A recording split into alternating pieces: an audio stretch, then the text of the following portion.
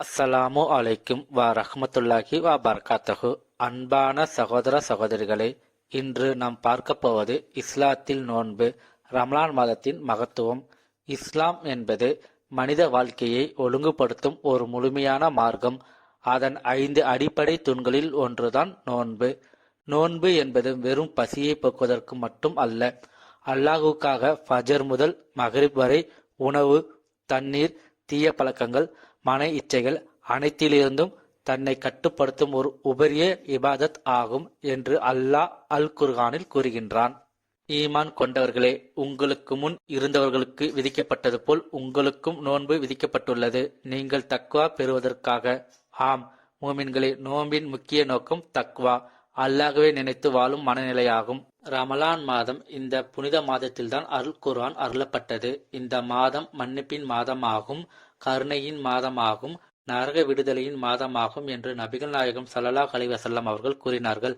மேலும் ரமலான் வந்தால் சொர்க்கத்தின் கதவுகள் திறக்கப்படும், நரகத்தின் கதவுகள் மூடப்படும், ஷைத்தான் விலங்கிடப்படுவான் என்று நபிகள் நாயகம் ஸல்லல்லாஹு அலைஹி வஸல்லம் அவர்கள் கூறினார்கள். மேலும் இந்த நோன்பு மனிதனுக்கு பொறுமையை கற்றுத்தருகின்றது, ஏழைகளின் பசியை உணரச் செய்கின்றது, அகந்தையை குறைக்கின்றது, கருணையை வளர்க்கின்றது, அல்லாஹுடன் உள்ள உறவை வலுப்படுத்துகின்றது என்று நபிகள் நாயகம் ஸல்லல்லாஹு அலைஹி வஸல்லம் அவர்கள் கூறினார்கள். நோன்பின் போது நாம் தவிர்க்க வேண்டிய சில விஷயங்கள்: பொய் பேசுதல், கோபம் கொள்ளுதல், புறம் பேசுதல், தீய பார்வை.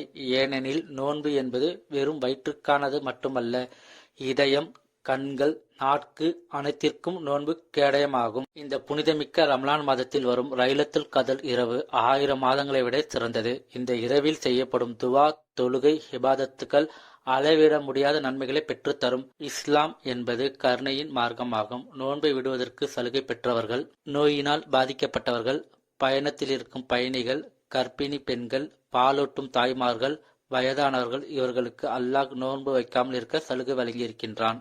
அறிவியல் சான்றுகளின்படி நோன்பு என்பது உடலுக்கு நன்மையை தருகின்றது, செரிமான அமைப்பை சீராக்குகின்றது, உடலை சுத்தமாக்குகின்றது.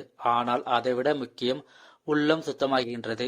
மேலும் நோன்பு என்பது நம்மை நல்ல மனிதர்களாக மாற்றும் ஒரு தெய்வீக பயிற்சி ஆகும். இந்த ரமலான் மாதம் நம் வாழ்க்கையை மாற்றும் மாதமாக அமையட்டும். இன்ஷா அல்லாஹ் நம் அனைவருக்கும் நோன்பை முறையாக கடைபிடித்து அதன் முழு நன்மையும் பெறும் தௌஃபீக்கை அல்லாஹ் நமக்கு வழங்குவானாக. ஆமீன். அஸ்ஸலாமு அலைக்கும் ரஹ்மத்துல்லாஹி பரகாத்தஹு.